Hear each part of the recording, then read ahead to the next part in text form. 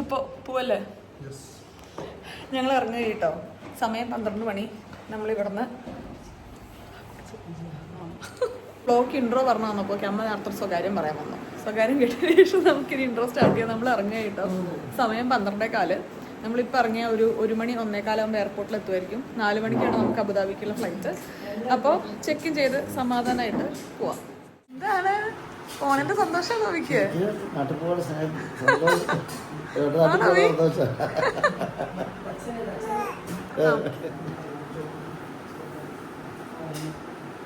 ഇറങ്ങല്ലേ? ഉറങ്ങിയിട്ടോ UV. ചെറിയൊരു വാശി ഉണ്ടായിരുന്നു. അമ്മയും അച്ഛനും വിഷ്ണു യുവിയും കൂടെ ഈ കാറിലാണ്. ബാക്കി നമ്മുടെ മേജർ ലഗേജസ് എല്ലാം ഈ കാറിൽ പോയത് കാരണം ബാക്കിലൊരു സീറ്റ് മാത്രമേ ഉള്ളൂ. അപ്പോൾ ഞങ്ങൾ ഈ കാറിലെത്താം. അമ്മയും അച്ഛനും ആ കാറിലെത്തും. പാസ്പോർട്ട് എടുത്തിട്ടുണ്ട്, മൊബൈല്, ചാർജർ, ബോട്ട്. വിഷ്ണുവിന് ഇറങ്ങാൻ നേരത്തെ ഒരു സംശയം, പാസ്പോർട്ടൊക്കെ എടുത്തില്ലേന്ന്. അച്ഛൻ പറയാതെ നോക്കിക്കോ, ബാക്കിയൊക്കെ വാങ്ങിക്കാൻ കിട്ടും, പാസ്പോർട്ട് ചിലപ്പോൾ കിട്ടണമെന്നില്ല. അപ്പം അതും കൂടെ ഒന്ന് ചെക്ക് ചെയ്തിട്ട് നമ്മൾ നേരെ എയർപോർട്ടിലോട്ട് പോകും.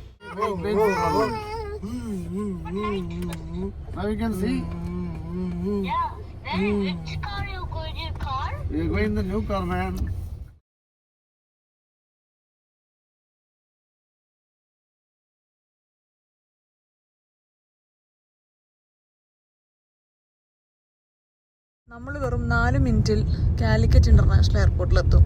ഒരു കാര്യം അറിയോ, ഈ കാലിക്കറ്റ് ഇന്റർനാഷണൽ എയർപോർട്ട് കാലിക്കറ്റിലല്ല, മലപ്പുറത്താണ്. ഞങ്ങളുടെ മലപ്പുറം ഇന്റർനാഷണൽ എയർപോർട്ടാണ്.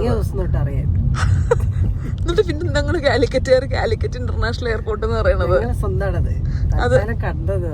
അപ്പൊ ഞങ്ങൾ 4 മിനിറ്റിൽ മലപ്പുറം ഇന്റർനാഷണൽ എയർപോർട്ടിലെത്തും. എന്നിട്ട് അമ്മയും അച്ഛനും മുന്നേ പോയിട്ടുണ്ട് കേട്ടോ. വിഷ്ണു കുറച്ച് മൈലേജ് നോക്കി വണ്ടി ഓടിച്ചത് കാരണം കുറച്ച് ലേറ്റ് ആവും. ചിലപ്പോൾ ഫ്ലൈറ്റ് നാളത്തേക്ക് മാറ്റിയേക്കണ്ടേ. നല്ല തിരക്കുണ്ട് കേട്ടോ. ഒരു മണി 1:15 ആകുമ്പോൾ എത്തണം വിചാരിച്ചാണ്. 1:30 തിരക്കുള്ളത് കാരണം നോക്കാം. സമയം ഇതായത് കാരണേ എല്ലാവർക്കും നല്ല ഉറക്കം വരുന്നുണ്ടായിരുന്നു. അതുകൊണ്ട് നമ്മൾ പോയ ഇമോഷൻ മൊത്തത്തിൽ അങ്ങോട്ട് കിട്ടിയതൊന്നുമില്ല. ചുമ്മാ പറഞ്ഞാൽ തിരക്കുണ്ട് കേട്ടോ എയർപോർട്ടിൽ. ഇനി ഇവിടുത്തെ രാത്രിയുള്ള ഫ്ലൈറ്റ് എടുക്കാം. രാവിലെ ഫ്ലൈറ്റിന് ഭയങ്കര തിരക്കാണ്. എത്ര ചെറിയ ഗ്യാപ്പാണെങ്കിലും നമുക്ക് വേണ്ടപ്പെട്ട ആൾക്കാരുടെ അടുത്തും ഇഷ്ടമുള്ള ആൾക്കാരുടെ അടുത്തും ഒക്കെ നമ്മൾ ഒരു യാത്ര പറയുക എന്നുള്ളത് ബുദ്ധിമുട്ടുള്ളൊരു കാര്യം തന്നെയാണ്.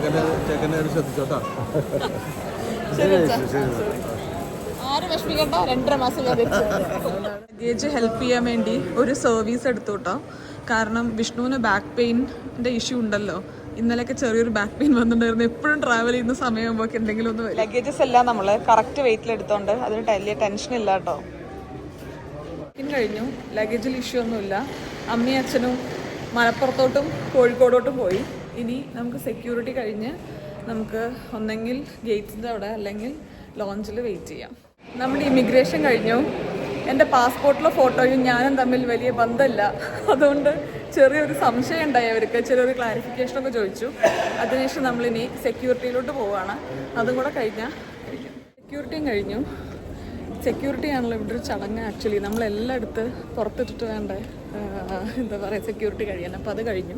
ഇനി നമ്മൾ ഗേറ്റിൻ്റെ അങ്ങോട്ട് പോവാണ്. ഇതിൽ വെയിറ്റ് ചെയ്തു. യുവി നല്ല ഉറക്കമാണ്. നമ്മൾ ബോർഡ് ചെയ്യാൻ വേണ്ടി പോവാണ് കേട്ടോ. ഫ്ലൈറ്റ് ഫുള്ളല്ലാന്നാണ് പറഞ്ഞത്. അപ്പോൾ ഇപ്പം 3:20 സമയം. ഇതൊരു ഭയങ്കര എടുക്കാൻ പാടാത്ത സമയത്തുള്ള ഫ്ലൈറ്റാണ്. പക്ഷെ നമുക്ക് ട്രാവൽ ചെയ്യേണ്ട ഡേറ്റും പിന്നെ നമുക്കൊരു 7 മണിക്കൂർ ലേ ഓവറും 7.5 മണിക്കൂർ ലേ ഓവറും എല്ലാം കൂടെ വെച്ച് ഈ ഫ്ലൈറ്റേ കിട്ടിയുള്ളൂ. നമ്മൾ ബോർഡ് ചെയ്യുന്നതിൻ്റെ തൊട്ട് മുന്നേ സ്ട്രോളർ ഇവിടെ കൊടുത്തു കേട്ടോ. സ്ട്രോളേഴ്സായിട്ട് നമ്മൾ ഇത്രയും ട്രാവൽ ചെയ്തതെന്ന് ഒരു കാര്യം നമുക്ക് മനസ്സിലായി. നമുക്കിനി ദുബായിൽ നിന്ന് കിട്ടുന്നോ കിട്ടില്ലാന്നോ എന്ന് പറഞ്ഞു കഴിഞ്ഞാലും നമുക്കിതിന് കിട്ടാൻ പോകുന്ന ആംസ്റ്റർഡാമിലേ ഉള്ളൂ. അപ്പോൾ അതുകൊണ്ട് അത് കിട്ടുന്നുള്ള പ്രതീക്ഷ നമ്മൾ എന്തായാലും ഒഴിവാക്കി. പിന്നെ ഇങ്ങോട്ട് ഒമാൻ എയർവേസിൽ വന്നതിനേക്കാളും കുറച്ച് ഡിഫറെൻ്റ് ആയിട്ട് എത്തിഹാദിൽ നമുക്ക് സ്ട്രോളേഴ്സിനുള്ള കവറും കൂടെ അവർ തരുന്നുണ്ട് കേട്ടോ. നമ്മൾ കാർ സീറ്റിനുള്ള ഓൾറെഡി കവർ നമ്മുടെ കയ്യിൽ ഉണ്ടായിരുന്നു. ബാക്കി അവർ പ്രൊവൈഡ് ചെയ്തു. കഴിഞ്ഞു കേട്ടോ. ബോർഡിങ് കംപ്ലീറ്റ് ആയി. നമ്മൾ ടേക്ക് ഓഫ് ചെയ്യാൻ പോവാണ്. അപ്പോൾ എനിക്കുണ്ടല്ലോ ഇപ്പോൾ ബോർഡ് ചെയ്ത് കഴിഞ്ഞ് ഒരു ജ്യൂസ് കുടിച്ചു കഴിഞ്ഞപ്പോൾ ഉറക്കം എന്താണെന്നുള്ളത് മനസ്സിലാവുന്നില്ല. അത്രയും ഫ്രഷാണ്. ഇനി എനിക്ക് ഉറക്കം വരുന്ന ലാൻഡ് ചെയ്യുമ്പോഴായിരിക്കും. അപ്പോൾ രോഹിത്തൊക്കെ വരുന്ന സമയത്ത് നല്ല ഉറക്കം വന്ന് ഇരിക്കുകയായിരിക്കും. കുറച്ചു നേരം കിടന്ന് ഉറങ്ങാൻ പറ്റുമോ എന്ന് നോക്കണം കേട്ടോ ഫ്ലൈറ്റിൽ. ഞാനൊരു 2-2.5 മാസത്തിൽ തിരിച്ചു വരും എന്നാണ് ഇപ്പോഴത്തെ പ്ലാൻ കേട്ടോ. വരേണ്ട ആവശ്യമുണ്ട്, വരണം തന്നെയാണ് വിചാരിക്കുന്നത്. എല്ലാം നന്നായി പോവുകയാണെങ്കിൽ വരും. വിഷ്ണു പക്ഷെ ഒരു 6 മാസം കഴിഞ്ഞിട്ടേ വരുള്ളൂ അല്ലേ? വിഷ്ണു ഓഗസ്റ്റൊക്കെ ആകുമ്പോഴൊക്കെയാണ് വരിക. അപ്പോൾ നമ്മൾ ബോർഡ് ചെയ്തു. ഒരു കുട്ടി നല്ലോണം കരയുന്നു കേട്ടോ. ഇവിടെ ചെവി പൊത്തി പിടിക്കട്ടെ, അപ്പോൾ ഇങ്ങനെ പ്രോത്സാഹനമൊക്കെ എടുത്തിട്ട് കരയാൻ തുടങ്ങിയത്. നമ്മൾ ബാസ്നെറ്റ് പ്രീ ബുക്ക് ചെയ്തിട്ടുണ്ടായിരുന്നു കേട്ടോ. അപ്പോൾ ഫ്ലൈറ്റ് എടുത്തൊന്ന് സ്റ്റേബിളായി കഴിഞ്ഞപ്പോൾ അവർ ബാസ്നെറ്റ് കൊടുന്ന് ഫിക്സ് ചെയ്തു. നമ്മൾ ഇങ്ങോട്ട് വരുന്ന സമയത്ത് സെക്കൻഡ് ഫ്ലൈറ്റിൽ ഇത് അത്യാവശ്യം ഹെൽപ്ഫുള്ളായിരുന്നേ. കുറച്ച് നേരം അവൻ അതിൽ കിടക്കുകയും ചെയ്തിട്ടുണ്ടായിരുന്നു. ആ ഒരു പ്രതീക്ഷയിൽ തന്നെയാണ് നമ്മളിത് മുൻകൂട്ടി ബുക്ക് ചെയ്യുകയൊക്കെ ചെയ്തിട്ടുണ്ടായിരുന്നത്. ഈ കുറച്ച് നേരം ഒന്ന് ഉറങ്ങാമെന്ന് വിചാരിച്ചപ്പോൾ ദേ എണീറ്റിരിക്കുന്നു എൻ്റെ മോൻ. ഇന്നലെ 7 മണിക്ക് ഉറങ്ങിയതാട്ടോ യുവി. സത്യം പറഞ്ഞാൽ ഇപ്പോൾ രാവിലെ 4 മണിയായി. അവൻ്റെ ഉറക്കം കംപ്ലീറ്റ് തീർന്നിട്ടുണ്ട്. ഇനി പെട്ടെന്ന് ഉറങ്ങാനുള്ളൊരു സാധ്യത ഞാൻ കാണുന്നില്ല. അതുകൊണ്ട് നമ്മളും ഉറക്കം വേണ്ടാന്ന് വെച്ചു. കുറച്ച് നേരം അവനോട് കളിച്ചും പിന്നെ ഞാനും വിഷ്ണുവും കൂടെ വർത്താനം പറഞ്ഞൊക്കെ ഇരുന്നു. നമ്മൾ 5 മാസത്തിലൊരു കുട്ടീനെ വെച്ച് ട്രാവൽ ചെയ്യുക എന്ന് പറയുമ്പോൾ തന്നെ അത്ര എളുപ്പമുള്ളൊരു കാര്യമൊന്നും ആയിരിക്കില്ലല്ലോ, നമുക്ക് എല്ലാവർക്കും അറിയാം.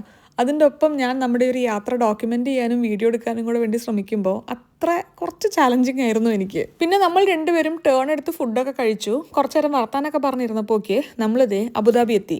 ഇവിടുത്തെ സമയം ഏർലി മോർണിംഗ് കണ്ടോ നമ്മൾ ലാൻഡ് ചെയ്യുന്നത്. രോഹിത് ഒരു 6 മണി 6:30 ആകുമ്പോൾ എത്തുന്നാ പറഞ്ഞത്. നമ്മൾ ആ ഒരു സമയമാവുന്നുണ്ടായിരിക്കും ട്രാൻസിറ്റ് വിസയൊക്കെ എടുത്ത് ഇറങ്ങാൻ വേണ്ടിയിട്ട്. നമുക്ക് ഇവിടുന്ന് ട്രാൻസിറ്റ് വിസ എടുക്കാനായിരുന്നല്ലോ പ്ലാൻ. പക്ഷെ നമുക്ക് 8 മണിക്കൂർ ലേ ഓവർ ഉണ്ടെങ്കിലാണ് ട്രാൻസിറ്റ് വിസ കിട്ടുള്ളൂ. നമുക്ക് 7.5 മണിക്കൂറാണുള്ളൂ. അപ്പോൾ നമ്മൾ എത്തിഹാദിലും ഇവിടെയൊക്കെ വിളിച്ച് അന്വേഷിച്ച് കഴിഞ്ഞപ്പോൾ നമ്മുടെ കയ്യിൽ ഇപ്പോൾ ഈ ഒരു RP കാർഡ് ഉണ്ടല്ലോ, നെതർലൻഡ്സിൻ്റെ RP കാർഡ് ഉള്ളത് കാരണം സംസാരിച്ച് കഴിഞ്ഞാൽ ഇവിടുന്ന് ട്രാൻസിറ്റ് വിസ കിട്ടാനുള്ള പോസിബിലിറ്റി ഉണ്ട് എന്നാണ് പറഞ്ഞത്. അല്ലെങ്കിൽ ഓൺലൈൻ വഴി നിങ്ങൾ ആർക്കെങ്കിലും ഇവിടെ ഇറങ്ങണം എന്നുള്ള പ്ലാനൊക്കെ ഉണ്ടെങ്കിൽ നല്ലത് 8 മണിക്കൂറുള്ള ലേ ഓവറുള്ള ഫ്ലൈറ്റ് നോക്കി എടുക്കുകയാണ്. നമുക്കതൊരു മിസ്റ്റേക്ക് പറ്റിയതാണ്. 7.5 മണിക്കൂറായിപ്പോയി. അതുകൊണ്ട് ഇനി ഇവിടെ പോയി സംസാരിച്ച് ഇവർ സമ്മതിച്ചൊക്കെ വേണം ഇറങ്ങാൻ. നമ്മുടെ യൂഷ്വൽ കലാപരിപാടി നമ്മൾ തുടങ്ങിയിട്ടുണ്ട്.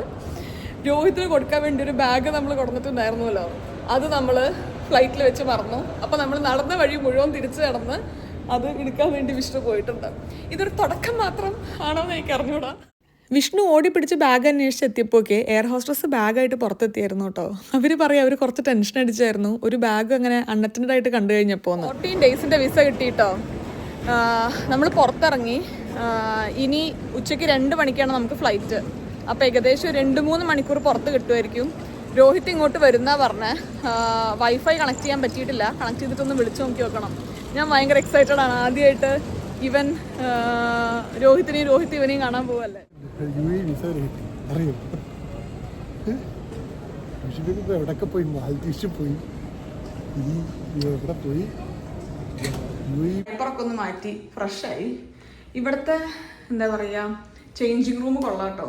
ഇവിടെ വൈപ്സ് ഉണ്ട്, ഇവിടെ ഡയപ്പർ കിറ്റ് ഡിസ്പെൻസർ ഉണ്ട്, പിന്നെ ബാക്കി എല്ലാ സൗകര്യങ്ങളും ഉണ്ട്. ഇതൊന്നും മുന്നേ നമ്മൾ ശ്രദ്ധിക്കാത്ത കാര്യങ്ങളായിരുന്നു. എന്ത് ബേബി റൂം അല്ലേ. ഇപ്പോൾ ഓരോരോ എയർപോർട്ടിലും ബേബി റൂം റിവ്യൂ ചെയ്യുന്നത് നമ്മുടെ ഓരോരോ വ്ളോഗിലും ഉണ്ട്. ഒവിക്ക് പിറ്റണം, അത് ക്യാമറ എടുത്ത് പിറ്റണം അല്ലേ. അങ്ങനെ നമ്മൾ 3 പേരൊന്ന് ഫ്രഷായി പുറത്തിറങ്ങിയപ്പോൾ ഇതേ ആരെ എത്തിയിരിക്കുന്നത് നോക്കൂ. എല്ലാ സ്ഥലത്തും അല്ലെങ്കിൽ ഒരു 1.5 മണിക്കൂർ ലേറ്റായി എത്തുന്ന ആളാണ്. ഇന്ന് കൃത്യസമയത്തിനേക്കാളും നേരത്തെ വന്ന് ഇവിടെ വെയിറ്റ് ചെയ്തുകൊണ്ടിരിക്കുകയായിരുന്നോ. ഒരു പ്രത്യേക പരിചയപ്പെടുത്തലിൻ്റെ ഒന്നും ആവശ്യം ഉണ്ടായിരുന്നില്ല. 2 പേർക്കും എത്രയോ കാലമായിട്ട് അങ്ങോട്ടും ഇങ്ങോട്ടും അറിയുന്ന പോലെയായിരുന്നു യുവിയും പെരുമാറുന്നുണ്ടായിരുന്നത്. യുവിനെ ചില സമയത്ത് കാണുമ്പോൾ രോഹിത്തിൻ്റെ ചെറുപ്പത്തിലെ ചില ഫോട്ടോസിനായിട്ട് എനിക്ക് നല്ല സാമ്യം തോന്നും കേട്ടോ. 2 പേരെയും കൂടെ ഇപ്പോൾ ഒപ്പം കാണുമ്പോഴും എനിക്ക് ചെറിയൊരു ചായ അങ്ങോട്ടും ഇങ്ങോട്ടും ഒക്കെ തോന്നുന്നുണ്ടായിരുന്നു. ഇതാരാണ് ഉവി? ഇത് ആടാണ്. ആരാണിത്? തല തെറിച്ച അമ്മാവൻ. തല തിരിഞ്ഞ അമ്മാവൻ. രോഹിത് എന്നെ ഓപ്പോളേന്നാട്ടോ വിളിക്കാറ്. അമ്മ വിളിപ്പിച്ച് ശീലിപ്പിച്ചതാണേ. അന്ന് ആ വിളി ഒട്ടും ഇഷ്ടമായിരുന്നില്ലെങ്കിലും ഇപ്പം നമുക്ക് 2 പേർക്കും ഇഷ്ടമാണ്. അതേപോലെ തന്നെ നേരെ അമ്മാവാന്ന് വിളിക്കാതെ എന്തെങ്കിലും വേറൊരു പേര് പറയാൻ പറ്റുമോ എന്ന് വിചാരിച്ചിട്ടാണ് നമ്മൾ നാനാന്ന് വിളിപ്പിക്കാന്ന് വിചാരിച്ചത് കേട്ടോ. ഇത് അവനല്ലേ?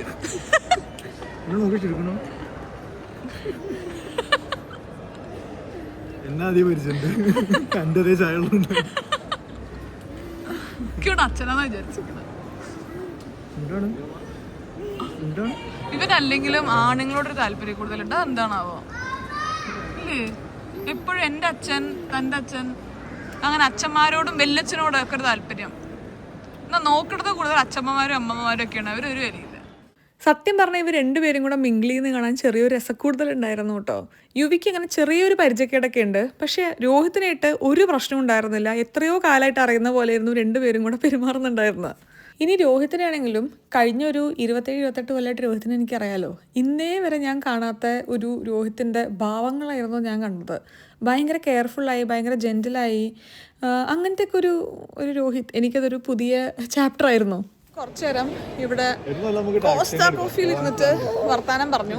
ഇവിടെ ഇരുന്ന് വർത്താനം പറഞ്ഞ ബോറടിച്ച സ്ഥിതിക്ക് ജസ്റ്റ് പുറത്തിറങ്ങാമെന്ന് വിചാരിച്ചു. അധികം സമയമില്ല കേട്ടോ. നമുക്കൊരു എൻ്റെ യുബി ഈ എയർപോർട്ട് മുഴുവൻ നമ്മൾ നടന്നുകൊണ്ടേയിരിക്കണം, അത്ര ആവശ്യമുള്ളൂ. അപ്പോൾ നമ്മളൊരു 3 മണിക്കൂർ കഷ്ടി ഉണ്ടായിരിക്കുള്ളൂ. പുറത്ത് പോയിട്ട് ഒന്ന് കറങ്ങിയിട്ട് വരാമെന്ന് വിചാരിച്ചു. നമ്മൾ കുറച്ചു നേരം അവിടെ ഇരുന്ന് കഴിഞ്ഞപ്പോൾ കാര്യമായിട്ടൊന്നും അവിടെ നിന്ന് ചെയ്യാനില്ല. ഇനിയൊരു 3 മണിക്കൂറുണ്ട്. അപ്പോൾ അവിടെ തൊട്ടടുത്ത് ഖലീഫ സിറ്റി ഉണ്ടെന്ന് പറഞ്ഞു. അപ്പം അവിടെ പോയിട്ട് ഏതെങ്കിലും ഒരു കഫേയിൽ പോവേ അല്ലെങ്കിൽ ചുമ്മാ അവിടെ നടന്ന് കാണുക എന്തെങ്കിലും ചെയ്യാമെന്ന് വിചാരിച്ചു. ഇവിടെ തന്നെ ഇരുന്ന് ബോറടിക്കുന്നു. അപ്പം ജസ്റ്റ് ഒന്ന് പുറത്തിറങ്ങി. അങ്ങനെ അധികം ദൂരമൊന്നും ഉണ്ടായിരുന്നില്ല കേട്ടോ. എയർപോർട്ടിൽ നിന്ന് കഷ്ടി ഒരു 10-15 മിനിറ്റേ ഉണ്ടായിരുന്നുള്ളൂ. അവിടെ ഒരു കഫേയിൽ പോയി രോഹിത്തിന് 1-2 കാര്യങ്ങളൊക്കെ ചെയ്തു തീർക്കാനുണ്ടായിരുന്നു. അതൊക്കെ ചെയ്തു.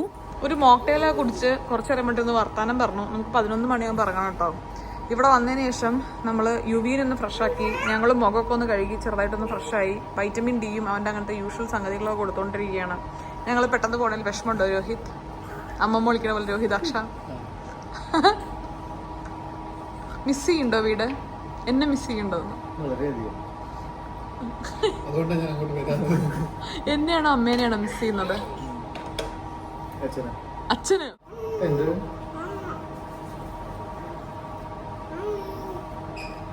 സമയം പറക്കരുതു എന്ന് വേണം പറയാൻ. വന്നിവിടെ ഇരുന്ന് കുറച്ചു നേരം വർത്താനം പറഞ്ഞപ്പോൾ തന്നെ നമുക്ക് പോവാനായി. ടാക്സി എടുത്തു. 11 മണിയായി. ഇനി ഒരു 11:15 നമ്മൾ എയർപോർട്ടിൽ എത്തുമായിരിക്കും. അതോടുകൂടെ ഈ രോഹിത്തിനോട് തൽക്കാലം ഗുഡ് ബൈ പറയും. ഇനി ഏപ്രിലിൽ കാണാം. Okay bye.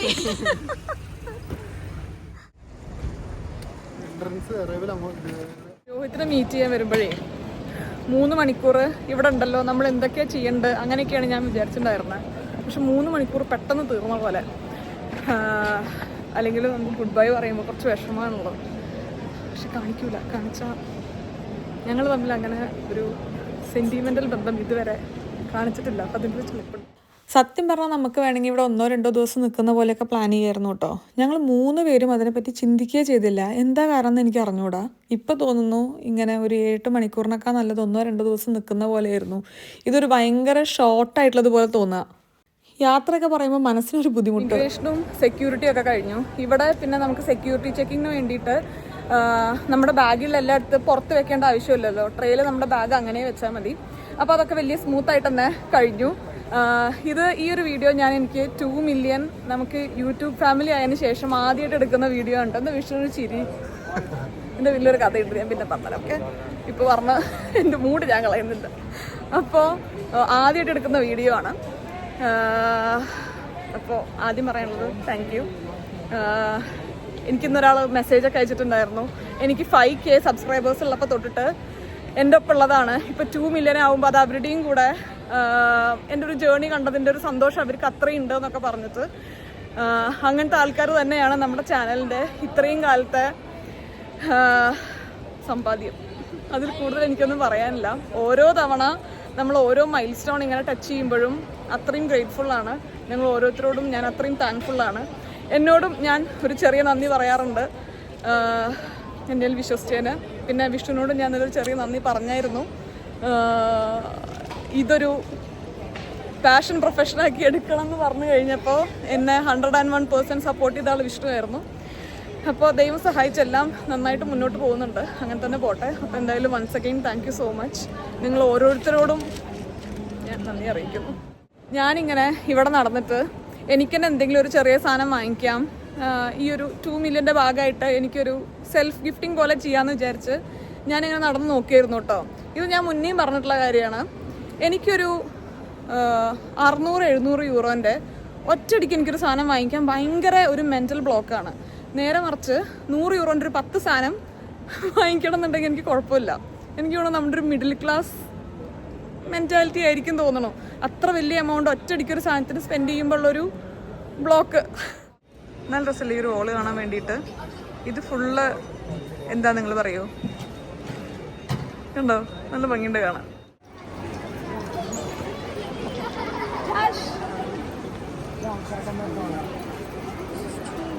ലഞ്ചിനുള്ള സമയമായി. നമുക്ക് നന്നായി വിശക്കുന്നുള്ളതുകൊണ്ട് ഒരു ചെറിയൊരു ലഞ്ച് കഴിച്ചു. നമ്മളിനി ഗേറ്റിലോട്ട് പോവുകയാണ്. B22 ആണ്. 2:10 നമ്മുടെ ഫ്ലൈറ്റ്. ബോർഡിങ് സ്റ്റാർട്ട് ചെയ്തിട്ടുണ്ട് ഓൾറെഡി. നമ്മുടെ ഫ്ലൈറ്റ് ഇന്നലെ വീട് പോയിട്ട് ഇക്രം ക്ലീൻ ചെയ്തിട്ടുണ്ടായിരുന്നു കേട്ടോ. നല്ല പൊടിയായിരുന്നു എന്ന് പറഞ്ഞു. കാരണം ഇപ്പോൾ ഓൾമോസ്റ്റ് 2 മാസമായില്ല, 7 ആഴ്ച നമ്മൾ ഉണ്ടായിരുന്നില്ല. ഇപ്പോൾ ക്ലീൻ ചെയ്ത് വെച്ചോണ്ട് സമാധാനമുണ്ട്. നമ്മൾ ബോർഡ് ചെയ്തു.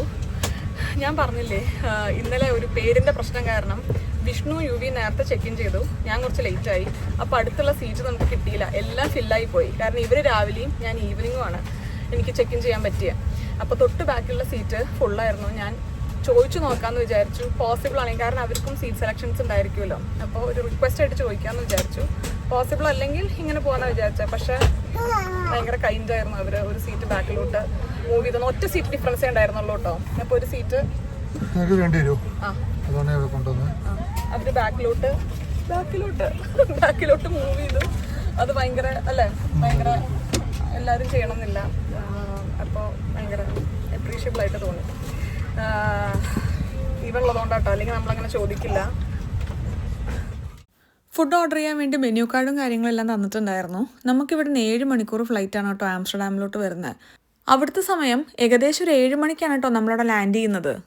പിന്നെ ഇപ്പോൾ യുവിനെയും കൊണ്ട് നമ്മളിപ്പോൾ ഒരു 4-5 ഫ്ലൈറ്റ് ഓൾറെഡി എടുത്തത് കാരണം എന്തൊക്കെ ചെയ്യണം ടേക്ക് ഓഫിൻ്റെയും ലാൻഡിങ്ങിൻ്റെയും സമയത്ത് എന്നുള്ളതിലൊക്കെ നമ്മൾ 2 പേരും എക്സ്പേർട്സ് ആയിട്ടുണ്ട്. അതൊക്കെ നമ്മൾ കൃത്യമായി ചെയ്തെങ്കിലും നമുക്ക് ഈ ഫ്ലൈറ്റ് കുറച്ച് ഡിഫിക്കൽട്ടായിരുന്നു കേട്ടോ. ഒന്നാമത്തെ കാര്യം, ഇവനിപ്പോൾ 5 മാസം കഴിഞ്ഞല്ലോ. 3 മാസമുള്ളൊരു കുട്ടീനെയായിട്ടായിരുന്നു നമ്മൾ നാട്ടിലോട്ട് വരുന്നുണ്ടായിരുന്നത്. 3 മാസമുള്ള കുട്ടീനെയായിട്ട് നമ്മൾ ഫ്ലൈ ചെയ്യുന്നതിനേക്കാളും ബുദ്ധിമുട്ടാണ് 5 മാസമാകുമ്പോൾ. കാരണം അവരുടെ ഡിമാൻഡ്സും ആവശ്യങ്ങളും ഒക്കെ കൂടുമല്ലോ. ഈ ഒരു ഫ്ലൈറ്റിൽ നമ്മൾ ബാസ്നെറ്റ് പ്രീ ബുക്ക് ചെയ്തിട്ടുണ്ടായിരുന്നേ. പക്ഷെ കുറച്ച് നേരം ഇതിൽ കടന്നുള്ളൂ. മൊത്തം ഈ ഒരു 7 മണിക്കൂറിൽ ഒരു അരമണിക്കൂർ പോലും കടന്നിട്ടില്ല എന്ന് വേണമെങ്കിൽ പറയാം.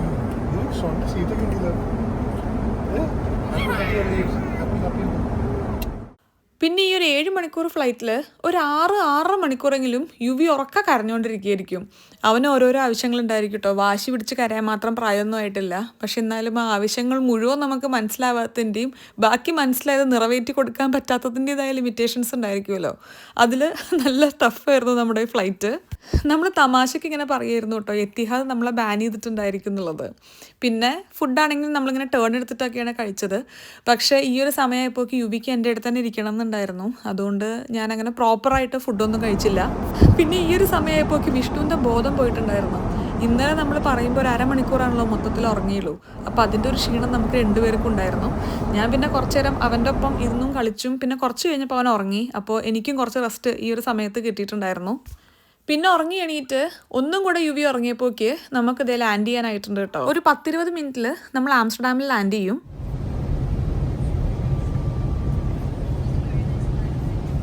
ലാൻഡ് ചെയ്തു. ഫുൾ കച്ചറയായിട്ട് കിടക്കുക കേട്ടോ. കഴിഞ്ഞ 2 മണിക്കൂറായിട്ട് യുവാപ്പി ഈസ് വെരി കച്ചറ ബോയ്. അപ്പം അതുകൊണ്ട് ഒന്നും എടുത്തു വെക്കാൻ പറ്റിയിട്ടില്ല. ഇപ്പോൾ യുവി ഉറങ്ങിയിട്ടുണ്ട്. നമ്മുടെ നാട്ടിൽ സമയം 10-10:30 അവൻ നാട്ടിലൊരു 6 മണി 6:30 ആകുമ്പോൾ ഉറങ്ങുന്നതാണ്. അപ്പോൾ അവൻ ഉറങ്ങിയിട്ടുണ്ട്. ഇനി അവനെയും വെച്ച് ഇതൊക്കെ ഒന്ന് എടുത്ത് വെച്ചിട്ട് നമുക്ക് മെല്ലെ ഇറങ്ങണം. പ്രദുവും ഷെറീറും വരും നമ്മൾ പിക്ക് ചെയ്യാൻ വേണ്ടിയിട്ട്. എന്നിട്ട് അങ്ങനെ പോവാം. നല്ല തണുപ്പുണ്ട് കേട്ടോ പുറത്തിറങ്ങിയപ്പോൾ തന്നെ. പ്രദുവിൻ്റെ അടുത്ത് ഇവൻ്റെ ജാക്കറ്റായിട്ട് വരാൻ പറഞ്ഞിട്ടുണ്ട്. ഞാൻ ഇവൻ്റെ പറഞ്ഞിട്ടില്ലേ ജാക്കറ്റ് ഓർഡർ ചെയ്തിട്ടുള്ളൂ, പറയാൻ മറന്നു. അപ്പോൾ അവനെ റാപ്പ് ചെയ്യാൻ ഒരു തുണി എടുത്തിട്ടുണ്ട്. ഞാൻ പറഞ്ഞു എന്നാണ് വിചാരിച്ചത്. അപ്പോൾ റാപ്പ് ചെയ്യാൻ ഒരു തുണി എടുത്തിട്ടുണ്ട്. അത് റാപ്പ് ചെയ്ത് നമുക്ക് പുറത്തിറങ്ങാം. എനിക്കങ്ങനെ പെട്ടെന്നൊന്നും അങ്ങനെ ഒരു മടുപ്പ് വരാത്ത ഒരാളാട്ടോ. പക്ഷെ ഇന്ന് ഇവൻ ഭയങ്കര ടയർഡായി പോയി തോന്നണു. ഭയങ്കര കരച്ചിലായിരുന്നു. വിഷ്ണു പറയാം ഫ്ലൈറ്റിൽ തന്നെ ഏറ്റവും കൂടുതൽ കരഞ്ഞ ആള് യുവിയെ തോന്നണമെന്ന്. ഭയങ്കര കരച്ചിലായിരുന്നു. ടൈം സോൺ മാറുക, പിന്നെ ഒന്നും അങ്ങോട്ട് പ്രോപ്പറായില്ല. ഇതിൻ്റെ ഒരു നല്ല ബുദ്ധിമുട്ടുണ്ടായിരുന്നു അവന്. അപ്പോഴും ക്ഷീണിച്ചാണ് ഉറങ്ങി. കരഞ്ഞ് ഇവൻ തന്നെ ടയർഡായിപ്പോയി. അങ്ങനെ നമ്മുടെ ഈ ഒരു യാത്ര ഇവിടെ അവസാനിക്കുമ്പോൾ യുവി അത്യാവശ്യം ക്രാങ്കി ആയിരുന്നെങ്കിലും അവനെ ഫുൾ ടേക്ക് കെയർ ചെയ്തും കൊണ്ട് ഇങ്ങനെ വീഡിയോ ഒക്കെ എടുക്കാൻ പറ്റിയത് ഞാൻ അത്രയും പ്ലാൻ ചെയ്ത് വന്നതുകൊണ്ടാട്ടോ. അതിലെന്തായാലും എനിക്ക് നല്ല സന്തോഷമുണ്ട്. അൻഷിഫ് എത്തിയിട്ടുണ്ട്, ഷെറീർ വന്നിട്ടുണ്ട്, പ്രദു വന്നിട്ടുണ്ട്. നമ്മളിനി വീട്ടിൽ പോവുകയാണ്. അത്യാവശ്യം തണുപ്പുണ്ട് കേട്ടോ. ഇവരൊക്കെ ജാക്കറ്റ് ഇട്ടിട്ടുണ്ട്. ഞാൻ സമ്മർ ഡ്രസ്സിലാണ് വന്ന് ഇറങ്ങിയിട്ടുള്ളത്. ഏയ് ഡോഗി എന്തായത്